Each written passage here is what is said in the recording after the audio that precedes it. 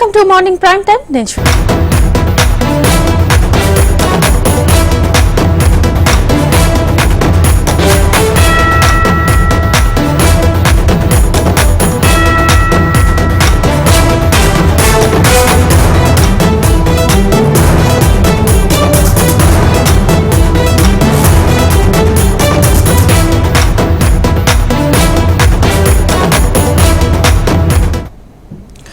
ఏపీలో ఎన్నికల పోరు ప్రతిష్టాత్మకంగా మారుతోంది. నామినేషన్ల ఘట్టం పూర్తి కావడంతో మేనిఫెస్టోలపై పార్టీలు ఫోకస్ చేశాయి.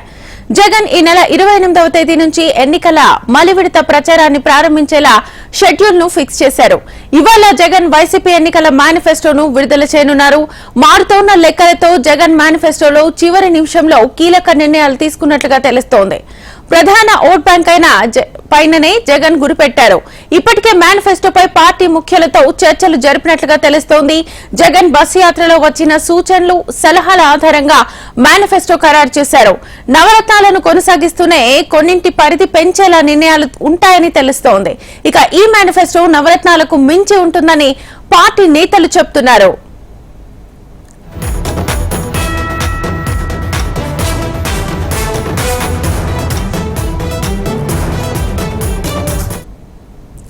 రేపటి నుంచి సీఎం జగన్ ఎన్నికల ప్రచారాన్ని మొదలెట్టనున్నారు. 28న ఉదయం 10 గంటలకు తాడిపత్రిలో నిర్వహించే బహిరంగ సభ ద్వారా ఎన్నికల ప్రచారానికి సీఎం శ్రీకారం చుట్టనున్నారు.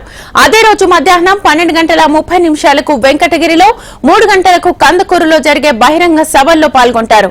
ప్రతిరోజు 3 అసెంబ్లీ నియోజకవర్గాల్లో జరిగే బహిరంగ సభల్లో సీఎం పాల్గొంటారు.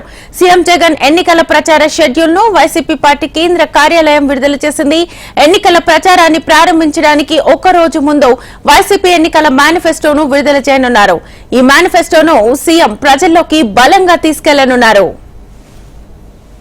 ఇక ఇవాళ వైసీపీ మేనిఫెస్టో రిలీజ్ చేయనున్నారు. మేనిఫెస్టో ఎలా ఉండబోతోంది అనే ఉత్కంఠ అయితే అందరిలోనూ నెలకొంది. ఇదే అంశానికి సంబంధించి ఫుల్ డీటెయిల్స్ మా ప్రతినిధి వినయ్ అడిగి తెలుసుకుందాం లైవ్ ద్వారా. వినయ్, శ్వేత, వైఎస్ఆర్ కాంగ్రెస్ పార్టీ మేనిఫెస్టోని మరికాసేపట్లో ముఖ్యమంత్రి జగన్మోహన్ రెడ్డి ఆ తాడేపల్లి క్యాంప్ కార్యాలయంలో విడుదల చేయబోతా ఉన్నారు. మేనిఫెస్టోకి సంబంధించి దాదాపు 2 నెలల నుంచి పూర్తి స్థాయిలో వైఎస్ఆర్ కాంగ్రెస్ పార్టీ వర్కౌట్ చేసింది. పార్టీ ఆ సీనియర్ నాయకులతో పాటు మేధావులు, ప్రముఖులు అందరితో ఒపీనియన్లు తీసుకుని తుది మెరుపులు దిద్ది మొత్తం మేనిఫెస్టోను వైఎస్ఆర్ కాంగ్రెస్ పార్టీ ఖరారు చేసింది. దాంట్లో భాగంగానే ఏదైతే గత ఎన్నికల్లో 2019 ఎన్నికల్లో నవరత్నాలంటూ వైఎస్ఆర్ కాంగ్రెస్ పార్టీ ఆ సింగిల్ పేపర్ మేనిఫెస్టోను ప్రకటించిందో అదే తరహాలో నవరత్నాలు ప్లస్ పేరుతో ఆ మేనిఫెస్టోను మరికాసేపట్లో ముఖ్యమంత్రి జగన్మోహన్ రెడ్డి విడుదల చేయబోతా ఉన్నారు. స్టేట్ ఆర్థిక పరిస్థితిని దృష్టిలో పెట్టుకుని సాధ్యమైన హామీలే ఇస్తానని చెప్పి ముఖ్యమంత్రి జగన్మోహన్ రెడ్డి పదే చెప్తున్న నేపథ్యంలో దాని పరంగానే ఈ మేనిఫెస్టోను కూడా రూపకల్పన చేసినట్టు కూడా మనకి తెలుస్తా ఉంది. దాంట్లో భాగంగానే ఏదైతే ఆ గతంలో నవరత్నాలు ఇచ్చారో నవరత్నాలన్నీ కూడా కొనసాగిస్తూ కొన్ని యాడ్-ఆన్స్ చేయాలని వైఎస్ఆర్ కాంగ్రెస్ పార్టీ భావిస్తా ఉంది. దాంట్లో భాగంగానే ఆ మహిళలు, రైతులు, యువత పైన ప్రధానంగా వైఎస్ఆర్ కాంగ్రెస్ పార్టీ దృష్టి పెట్టింది. దాంట్లో భాగంగా ఏదైతే ఆ చేయూత కావచ్చు, మిగిలిన మహిళలకు సంబంధించిన గత మేనిఫెస్టోలో ఉందో దానికి సంబంధించి కొన్ని అవన్నీ కూడా మార్పులు చేసినట్టు కూడా మనకి తెలుస్తా ఉంది. దాంతో పాటు యూత్ కోసం ఆ గ్రోత్ సెంటర్లతో పాటు మంత్లీ స్కై ఫండ్ కింద ఇచ్చే ఆలోచనలో కూడా వైఎస్ఆర్ కాంగ్రెస్ పార్టీ ఉంది. అదేవిధంగా చూసుకున్నట్టయితే మహిళలకు 3,000, యువతకు 2,500 ఇచ్చే విధంగా కూడా ఈ మేనిఫెస్టో ఉన్నట్టు కూడా మనకు తెలుస్తా ఉంది. అదేవిధంగా రైతులకు సంబంధించి అన్ని విధాలుగా అండగా ఉండాలని వైఎస్ఆర్ కాంగ్రెస్ పార్టీ ప్రభుత్వం భావిస్తా ఉంది. దాంట్లో భాగంగానే ఏదైతే కళ్యాణమస్తు, షాదీ తోఫా కింద ఆయా వర్గాలకు పెళ్లి ఖర్చుల కింద డబ్బులు ఇస్తున్నారు. అదేవిధంగా రైతన్నల కుటుంబాలకి ఆ కుటుంబాలు ఏమన్నా పెళ్లి జరిగితే వాళ్ళు కూడా ఒక 50,000 వరకు ఇచ్చే ఆలోచనలో కూడా వైఎస్ఆర్ కాంగ్రెస్ పార్టీ ఉన్నట్టు కూడా తెలుస్తా ఉంది. ముఖ్యంగా ఏదైతే గత ఎన్నికలు అంటే 2019 ఎన్నికల్లో నవరత్నాలంటూ పెన్షన్ పెంపుతో పాటు అన్ని వర్గాలను ఆకట్టుకునే విధంగా వైఎస్ఆర్ కాంగ్రెస్ పార్టీ మేనిఫెస్టోను తీసుకుని వచ్చింది. అదే తరహాలోనే నవరత్నాలు ప్లస్ పేరుతో మేనిఫెస్టోను తీసుకురావాలని వైఎస్ఆర్ కాంగ్రెస్ పార్టీ భావిస్తా ఉంది. ఇప్పటికే ప్రతిపక్ష పార్టీలన్నీ కూడా సూపర్ 6 అంటూ ఒక మేనిఫెస్టోను తీసుకొచ్చిన నేపథ్యంలో దానికి ధీటుగా మేనిఫెస్టోను వైఎస్ఆర్ కాంగ్రెస్ పార్టీ రూపొందించింది. మేమంతా సిద్ధం పేరుతో సీఎం జగన్మోహన్ రెడ్డి ఇడుపులపై నుంచి శ్రీకాకుళం వరకు బస్సు యాత్ర చేపట్టారు. చేశారు. ఆ బస్ యాత్రలో వివిధ వర్గాల రంగాలకు చెందిన ప్రజలందరితో కూడా ముఖ్యమంత్రి జగన్మోహన్ రెడ్డి మమేకమయ్యారు. వాళ్ళ దగ్గర నుంచి వచ్చిన ఫీడ్బ్యాక్లు కూడా తీసుకొని ప్రస్తుతం ఈ మేనిఫెస్టో ఏ విధంగా ఉంది, ప్రభుత్వం అందిస్తున్న పాలన ఏ విధంగా ఉంది, కొత్తగా ఏమి యాడ్ ఆన్ చేయాలి, ఇంకా ప్రజలు ఎటువంటి కోరుకుంటున్నారని దానిపైన కూడా సీఎం జగన్మోహన్ రెడ్డి తెలుసుకున్న నేపథ్యంలో అవన్నీ కూడా మేనిఫెస్టోలో పొందుపరచామని చెప్పి వైఎస్ఆర్ కాంగ్రెస్ పార్టీ నాయకులు చెప్తా ఉన్నారు. దాంట్లో భాగంగానే అంటే ప్రతిపక్షాలకి అంటే గతంలో 2014 కావచ్చు చంద్రబాబు దాదాపు 3 సార్లు ముఖ్యమంత్రిగా చేశారు. ఇచ్చిన ఏ హామీలు కూడా అమలు చేయలేదని వైఎస్ఆర్ కాంగ్రెస్ పార్టీ పదే చెప్తా ఉంది. క్రెడిబిలిటీ మ్యాటర్స్ అనేది కూడా జగన్మోహన్ రెడ్డి బలంగా తీసుకొస్తా ఉన్నారు. వైఎస్ఆర్ కాంగ్రెస్ పార్టీకి ముఖ్యమంత్రి జగన్మోహన్ రెడ్డికి ఒక క్రెడిబిలిటీ ఉంది. ఇచ్చిన హామీలన్నీ కూడా అమలు చేసే క్రెడిబిలిటీ ఉంది కనుక ఇచ్చిన హామీలన్నీ కూడా అమలయ్యే హామీలు మేము మేనిఫెస్టోలో పెడతామని ముఖ్యమంత్రి జగన్మోహన్ రెడ్డి పదే చెప్తా ఉన్నారు. దాంట్లో భాగంగానే గత 2 నెలల నుంచి కూడా సీరియస్ గా ఈ మేనిఫెస్టోకి సంబంధించి వైఎస్ఆర్ కాంగ్రెస్ పార్టీ వర్కౌట్ చేసింది. మరోవైపు రేపు నుంచి ముఖ్యమంత్రి జగన్మోహన్ రెడ్డి మళ్ళీ నియోజకవర్గాల వారిగా ఎన్నికల ప్రచారంకి వెళ్తున్న నేపథ్యంలో ఈ రోజు మేనిఫెస్టోను విడుదల చేయబోతా ఉన్నారు. ఆ తర్వాత మొత్తం సుడిగాల పర్యటన ముఖ్యమంత్రి జగన్మోహన్ రెడ్డి చేస్తున్న తరుణంలో ఈ మేనిఫెస్టోను మరింత బలంగా ప్రజల్లోకి సీఎం జగన్మోహన్ రెడ్డి తీసుకెళ్లాలని కూడా భావిస్తా ఉన్నారు. దాంట్లో భాగంగానే మరి కాసేపట్లో ఈ మేనిఫెస్టోను ముఖ్యమంత్రి జగన్మోహన్ రెడ్డి విడుదల చేయాలి. ప్రచారానికి ముందే మామూలుగా అయితే మేనిఫెస్టోను రిలీజ్ చేసిన తర్వాత ప్రచారంలోకి వెళ్తాడు. బట్ ఈసారి మాత్రం 2 పార్టీలు ముందు ప్రచారాన్ని ప్రారంభించిన తర్వాత పబ్లిక్ నుంచి వచ్చినటువంటి రెస్పాన్స్ ఎలా ఉంది, వాళ్ళు చేసే సూచనలు ఎలా ఉన్నాయి, వాటిని తీసుకొని ఈసారి మేనిఫెస్టో రిలీజ్ చేయబోతున్నారు. ప్రత్యేకించి జగన్ విషయానికి వస్తే ఈసారి సిద్ధం సభలతో కూడా ఎక్కడైతే జనాల్లో ఉన్నటువంటి సూచనలు సలహాలు తీసుకొని ఈసారి మేనిఫెస్టోని తయారు చేసే పనిలో ఉన్నారు. ఈ నేపథ్యంలో ప్రధానంగా రుణమాఫీపై మీద కూడా ఎక్కువగా చర్చలు జరుగుతున్నాయి. సో దీనికి సంబంధించి ఏమైనా మేనిఫెస్టోలో ఉండే అవకాశం ఏమైనా కనిపిస్తుందా? అయితే ఖచ్చితంగా 2024 పోలింగ్ కి కౌంట్ డౌన్ మొదలైన నేపథ్యంలో అన్ని రాజకీయ పార్టీలు కూడా మేనిఫెస్టో పైనే దృష్టి పెట్టి గెలుపుకి ప్రభావితం చేసే ప్రతి అంశం పైన చాలా క్లీన్ అండ్ క్లియర్ గా రాజకీయ పార్టీలన్నీ కూడా ఆలోచన చేస్తా ఉన్నాయి. ఇప్పటికే ఆ సూపర్ 6 అంటూ ప్రతిపక్ష పార్టీ మేనిఫెస్టోను విడుదల చేసింది. పూర్తి స్థాయి మేనిఫెస్టోకి సంబంధించి అతి త్వరలోనే ఎన్డీఏ కూటమి కూడా విడుదల చేయబోతోంది. అయితే ముఖ్యమంత్రి జగన్మోహన్ రెడ్డి ఎన్నికల ప్రచారానికి 2వ విడత వెళ్తున్న నేపథ్యంలోనే ఈ రోజు ఆ మేనిఫెస్టోను విడుదల చేస్తే మరింత బలంగా ప్రజల్లోకి తీసుకెళ్లాలని చెప్పి వైసీపీ అధినేత సీఎం జగన్మోహన్ రెడ్డి భావిస్తా ఉన్నారు. ముఖ్యంగా స్టేట్ ఆర్థిక పరిస్థితిని దృష్టిలో పెట్టుకునే ఇచ్చిన హామీలన్నీ అమలు చేయగలుగుతారని, అలాంటి హామీలు ఇస్తారని సీఎం జగన్మోహన్ రెడ్డి డే 1 నుంచి చెప్తా ఉన్నారు. ఈ నేపథ్యంలోనే రైతు రుణమాఫీకి సంబంధించి ఆంధ్రప్రదేశ్ లో పెద్ద ఎత్తున చర్చ జరుగుతా ఉంది. రైతు రుణమాఫీ 2019 ఎన్నికలకు ముందు కూడా పార్టీ నాయకులందరూ కూడా అప్పుడున్న పరిస్థితుల్లో అధికారంలోకి రావాలంటే రైతు రుణమాఫీ చేయాలని చెప్పి ముఖ్యమంత్రి జగన్మోహన్ రెడ్డి పైన ఒత్తిడి తెచ్చినా సరే అప్పుడున్న రాష్ట్ర పరిస్థితి, రాష్ట్ర స్థితిగతుల మేరకు ముఖ్యమంత్రి జగన్మోహన్ రెడ్డి ఆలోచన చేసి ఈ రైతు రుణమాఫీ అన్నది సాధ్యం కాని హామీలు ఇవ్వలేవని చెప్పి సీఎం జగన్మోహన్ రెడ్డి చెప్పినట్టు పదే తన ప్రసంగాల్లో కూడా చెప్తా ఉన్నారు. ఈసారి 2024 ఎన్నికలకు సంబంధించి కూడా ముఖ్యమంత్రి జగన్మోహన్ రెడ్డి రైతు రుణమాఫీ అంటూ పెద్ద ఎత్తున ప్రచారం జరుగుతున్నప్పుడు కూడా పార్టీ సీనియర్ నాయకులు కావచ్చు, ప్రభుత్వ సలహాదారు సజ్జల రామకృష్ణారెడ్డి కూడా అనేక సందర్భాల్లో చెప్పారు. ఏదైతే నవరత్నాలు ఉన్నాయో నవరత్నాలు కొనసాగింపుగా కొన్ని యాడ్ ఆన్స్ చేస్తాం తప్ప ఈ రైతు రుణమాఫీ అనేది ఎక్స్పెక్ట్ చేయవలసిన లేదనేది సజ్జల లాంటి నాయకులు కూడా చెప్పారు. ఓవరాల్ గా ఏదైతే గత ఎన్నికల్లో నవరత్నాలు తీసుకుని వచ్చారో నవరత్నాలు ప్లస్ పేరుతో కొన్ని మార్పులు చేర్పులు చేసి ఒక మేనిఫెస్టో మరి కాసేపట్లో ముఖ్యమంత్రి జగన్మోహన్ రెడ్డి విడుదల చేయబోతున్నారు. Shweta, right Vinay, thank you. Come back. Congress, BRS, BJP నేతల మాటలు మంటలు రేపుతున్నాయి. ఢిల్లీ నుంచి ముఖ్య నేతల రాకతో ఎన్నికల ప్రచారం మరింత వేడెక్కనుంది. పార్లమెంట్ ఎన్నికల నేపథ్యంలో కేసీఆర్ రాష్ట్ర వ్యాప్తంగా 17 పార్లమెంట్ నియోజకవర్గాల్లో పర్యటనలు చేయనున్నారు. 17 రోజుల పాటు సాగే ఈ బస్సు యాత్రలో భాగంగా నేడు నాగర్ కర్నూల్లో పర్యటించనున్నారు. ఎండిన పొలాలను పరిశీలించనున్నారు. పాలమూరు పోరుబాట పేరుతో చేపట్టిన బస్సు యాత్రలో భాగంగా సాయంత్రం కార్నర్ మీటింగ్ లో మాట్లాడనున్నారు. అనంతరం పార్లమెంట్ ఎన్నికల్లో సత్తా చాటేందుకు ఉమ్మడి జిల్లా నేతలతో కేసీఆర్ ప్రత్యేక చర్చలు జరపనున్నారు. అనంతరం నాగర్ కర్నూల్, మహబూబ్ నగర్ అభ్యర్థులకు మద్దతుగా సభ జరగనుంది. లోక్సభ ఎన్నికల్లో మెజారిటీ సీట్లను కైవసం చేసుకోవడమే లక్ష్యంగా కేసీఆర్ బస్సు యాత్ర ప్రారంభించారు. దాదాపు ప్రతి పార్లమెంట్ నియోజకవర్గం 1-2 అసెంబ్లీ నియోజకవర్గాల్లో రోడ్ షోలు నిర్వహించే విధంగా బస్సు యాత్రను ప్లాన్ చేశారు. తమ నియోజకవర్గాల్లోనూ కేసీఆర్ బస్సు యాత్ర చేయాలని వివిధ నియోజకవర్గాల నేతల నుంచి డిమాండ్ ఉంది. అయితే సమయాభావం, ఎండ వేడిమి దృష్టిలో ఉంచుకుని పలు నియోజకవర్గాల్లో మాత్రమే బస్సు యాత్ర చేపట్టాలని నిర్ణయించారు. కేసీఆర్ యాత్ర పొడవునా 100 మందికి పైగా వాలంటీర్లు వాహన శ్రేణి వెంట రానున్నారు. కాగా ఈ నెల 24న మిర్యాలగూడలో ప్రారంభమైన యాత్ర మే 10న సిద్దిపేటలో బహిరంగ సభతో ముగియనుంది. తెలంగాణ ఆత్మగౌరవ ప్రతీకగా అవతరించి యావత్ దేశాన్ని తన వైపు చూసేలా చేసిన చరిత్ర బీఆర్ఎస్ ది.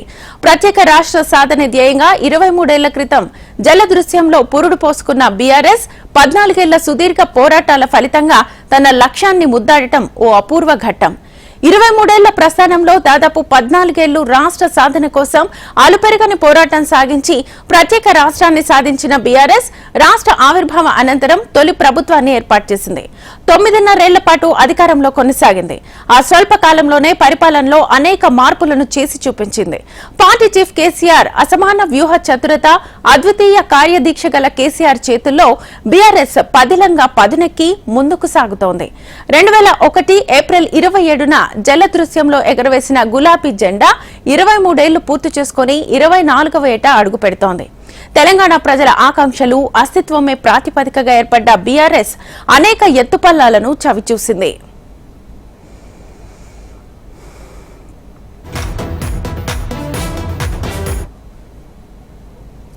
పార్టీ ఆవిర్భావం నుంచి ఇప్పటి వరకు బీఆర్ఎస్ అనేక సంచలనాలకు కేంద్ర బిందువైంది. చెల్లాచెదురుగా ఉన్న తెలంగాణ సమాజాన్ని ఏకం చేసి స్వరాష్ట్ర సమరంలో భాగస్వాములను చేసింది. దేశ రాజకీయాల్లో తమకు ఎదురు లేదని చెప్పుకునే కాంగ్రెస్ పరాజయ భారాలతో చచ్చిపోయిన వేళ 2004లో బీఆర్ఎస్ తో పెట్టుకున్న పొత్తే ఆ పార్టీకి ప్రాణం పోసింది. 2009 డిసెంబర్ 9 ప్రకటనకు తెలంగాణ రాష్ట్ర ఆవిర్భావానికి ఈ బీఆర్ఎస్ ఎంతో కృషితో పాటు కేసీఆర్ స్థిర నిర్ణయాలు కూడా కారణమయ్యాయి. కథాంశానికి సంబంధించి ఫుల్ డీటెయిల్స్ మా ప్రతినిధి ఏవైస్వామి లైవ్ ద్వారా అందిస్తారు. ఏవైస్వామి. శ్వేత, బీఆర్ఎస్ పార్టీ దాదాపు 2 పుష్కరాల కాలాన్ని పూర్తి చేసుకుంటుంది. 23 సంవత్సరాలు పూర్తి చేసుకుని 24వ ఆవిర్భావ దినోత్సవం నిర్వహించుకుంటున్న వేళ తెలంగాణ వ్యాప్తంగా ప్రపంచవ్యాప్తంగా కూడా బీఆర్ఎస్ పార్టీ శ్రేణులంతా కూడా పార్టీ ఆవిర్భావ దినోత్సవాన్ని ఘనంగా నిర్వహించుకోవాలని చెప్పేసి నిన్న పార్టీ వర్కింగ్ ప్రెసిడెంట్ కేటీఆర్ పిలుపునిచ్చారు. ఈరోజు హైదరాబాద్లో ఉన్నటువంటి BRS party head quarter Telangana భవన్లో ఈరోజు మరికాసేపట్లో BRS party working president KTR జెండా ఎగురవేసి పార్టీ ఆవిర్భావ కార్యక్రమం నిర్వహిస్తారు. రాష్ట్ర వ్యాప్తంగా ఉన్నటువంటి 33 జిల్లాల్లో, జిల్లా కేంద్రాల్లో పార్టీ నాయకత్వం అంతా కూడా జిల్లా పార్టీ కార్యాలయాల్లో పార్టీ ఆవిర్భావ దినోత్సవాన్ని ఘనంగా నిర్వహించుకోవాలని చెప్పి సూచించారు. తెలంగాణ ఆకాంక్షలే, తెలంగాణ ప్రయోజనాలే పరమావధిగా ఏర్పడినటువంటి బీఆర్ఎస్ పార్టీ ఇప్పుడు మరో ప్రస్థానంతో ముందుకు సాగబోతుంది. ఇప్పటికే 2 పుష్కరాల కాలాన్ని 24 సంవత్సరాల ప్రస్థానంలో ముందుకు పోతున్నటువంటి బీఆర్ఎస్ పార్టీ ఇప్పుడు కేసీఆర్ నాయకత్వంలో ఒకవైపు party working president KTR, senior నేతలు హరీష్ రావు మీద నేతల నాయకత్వంలో పార్టీని మరింత ప్రజల్లోకి తీసుకెళ్లాలని చెప్పేసి కూడా భావిస్తూ ఉన్నారు. ఒకవైపు మొన్న జరిగినటువంటి అసెంబ్లీ ఎన్నికల్లో బీఆర్ఎస్ పార్టీ ఓడిపోయిన తర్వాత పార్టీని రానున్న రోజుల్లో తెలంగాణకు ఎలాంటి నష్టం జరిగినా ఊరుకునేది లేదు. తెలంగాణకు 14 సంవత్సరాల ఉద్యమ ప్రస్థానంలో అనేక రకాల ఎత్తుపల్లాలు చూసినటువంటి బీఆర్ఎస్ పార్టీ ఆ తర్వాత లక్ష్యాన్ని ముద్దాడి తెలంగాణ రాష్ట్రాన్ని సాధించిన రాష్ట్రంలో 10 సంవత్సరాల పాటు కేసీఆర్ పాలనలో కేసీఆర్ ముఖ్యమంత్రిగా ఈ రాష్ట్రాన్ని విప్లవాత్మకమైన మార్పులతో దేశంలోని అగ్రగామి రాష్ట్రంగా నిలబెట్టారు. రాష్ట్రంలో ఏ పారామీటర్ చూసినా కూడా దేశవ్యాప్తంగా తెలంగాణ ఒక అగ్రగామి రాష్ట్రం నిలపడంలో కేసీఆర్ సక్సెస్ భావిస్తారు. కానీ అనూహ్యంగా మొన్న జరిగినటువంటి అసెంబ్లీ ఎన్నికల్లో పార్టీ ఓడిపోవడంతో కూడా ఖచ్చితంగా మరోసారి పార్టీని రివైవ్ చేసి ఖచ్చితంగా రానున్న రోజుల్లో మరోసారి అధికారంలోకి రావడమే లక్ష్యంగా పార్టీ నాయకత్వం అంతా కూడా కలిసికట్టుగా పనిచేస్తుంది. ఇప్పుడున్న పరిస్థితుల్లో పార్టీని మరింతగా బలపరచడం కోసం కేసీఆర్ అందివచ్చిన అవకాశంగా ప్రతిపక్షంలో ప్రజల ఆకాంక్షలే లక్ష్యంగా ముందుకు సాగుతున్నారు. రాష్ట్రంలో అధికారంలోకి వచ్చినటువంటి కాంగ్రెస్ పార్టీ ఇచ్చినటువంటి ఎలక్షన్స్ హామీలు కావచ్చు, ఈ రాష్ట్రానికి జరుగుతున్నటువంటి ప్రజల ప్రయోజనాల కోసం ఎంతవరకైనా వెళ్తామని చెప్పేసి పదే కేసీఆర్ ప్రకటిస్తున్నారు. ఒకవైపు జరుగుతున్నటువంటి లోక్సభ ఎలక్షన్స్ లో కూడా పార్టీని మెరుగైనటువంటి స్థితిలో స్థానం తగ్గించుకోవడంతో పాటు పార్టీ ఓటు బ్యాంకును చెక్కుచెదరకుండా కాపాడమే లక్ష్యంగా కేసీఆర్ ఇప్పుడు బస్సు యాత్ర చేస్తున్నారు. దాదాపుగా 12 నియోజకవర్గాలను చుట్టివచ్చే విధంగా 17 రోజుల పాటు వరుసగా బస్సు యాత్రలు చేస్తున్నారు. పార్టీ నాయకత్వం అంతా కూడా ఇప్పుడున్న పరిస్థితుల్లో కొద్దిమంది నాయకులు కూడా అధికార పార్టీ వైపు, కాంగ్రెస్ వైపు, బీజేపీ వైపు వెళ్తున్న వేళ పార్టీలో ఉన్నటువంటి వలసలు నివారించి పార్టీని మరింత దూరంతో ముందుకెళ్లడం కోసం ప్రయత్నం చేస్తారు. 60 లక్షల మంది గులాబీ సైనికులు సభ్యత్వంగా ఉన్నటువంటి బీఆర్ఎస్ పార్టీని రానున్న రోజుల్లో మరోవైపు తమిళనాడులో ఉన్నటువంటి పార్టీల మాదిరిగా అన్నా డీఎంకే, మరోవైపు డీఎంకే పార్టీల మాదిరిగా పార్టీని తెలంగాణ కోసమే, తెలంగాణ ప్రయోజనాలే లక్ష్యంగా ఏ విధంగా పనిచేయాలి. ఇప్పుడున్న పరిస్థితుల్లో కాంగ్రెస్ పార్టీ కావచ్చు, మరోవైపు బీజేపీ కావచ్చు, తెలంగాణకు అన్యాయం చేస్తే మేము ఊరుకునేది లేదు, ఖచ్చితంగా ప్రతి నిమిషంలో ప్రతి అంశంలో కూడా తెలంగాణ ప్రయోజనాలు పరమావధిగా మేము పనిచేస్తామని చెప్పేసి పదే మాట్లాడుతూ ఉన్నారు. ఒకవైపు ఉద్యమ కాలంలో ఒక ఉద్యమ ప్రస్థానాన్ని దేశానికి అచ్చరువందే విధంగా, ప్రపంచం అచ్చరువందే విధంగా ఉద్యమాన్ని నిర్వహించి తెలంగాణ సాధించినటువంటి బీఆర్ఎస్ పార్టీ 10 ఏళ్ల ప్రస్థానంలో అద్భుతమైన ప్రగతి సాధించి ఇప్పుడు మరోమారు ప్రతిపక్ష హోదాలో కొత్తగా బీఆర్ఎస్ పార్టీ ఇప్పుడు కొత్త ప్రస్థానంలో ముందుకు సాగుతుంది. ఈ ప్రతిపక్ష హోదాలో రానున్న రోజుల్లో ప్రజల ఆకాంక్షల లక్ష్యంగా ముందుకు సాగుతామని చెప్పేసి బీఆర్ఎస్ పార్టీ అధినేత కేసీఆర్ వర్కింగ్ ప్రెసిడెంట్ కేటీఆర్ ప్రజలకు పిలుపునిచ్చారు. Shweta. Okay, right, thank you Swamy. TDP పాలనలోనే మహిళల అభ్యున్నతికి సాధికారతకు బాటలు పడ్డాయని కూటమి చిత్తూరు ఎంపీ అభ్యర్థి దగ్గుమల్ల ప్రసాదరావు అన్నారు. చిత్తూరు టీడీపీ కార్యాలయంలో తెలుగు మహిళా అధ్యక్షురాలు అరుణ అధ్యక్షతన మహిళా భేరీ సదస్సును నిర్వహించారు. మహిళలు అన్ని రంగాల్లో ముందడుగు వేసేందుకు నాడు ఎన్టీఆర్ తర్వాత చంద్రబాబు ఎంతో కృషి చేశారని ప్రసాదరావు గుర్తు చేశారు. జగన్ పాలనలో మహిళలపై జరుగుతున్న అకృత్యాలకు అఘాయిత్యాలకు అంతే లేకుండా పోయిందని ఆవేదన వ్యక్తం చేశారు. స్త్రీలకు గౌరవం, ధైర్యం, హక్కులు ఇచ్చి సాధికారంగా సమాజంలోకి తీసుకొచ్చిన ఘనత ఎన్టీఆర్ అని కొనియాడారు. రాబోయే రోజుల్లో 45% మంది మహిళలకు అవకాశాలు కల్పిస్తామని తెలిపారు.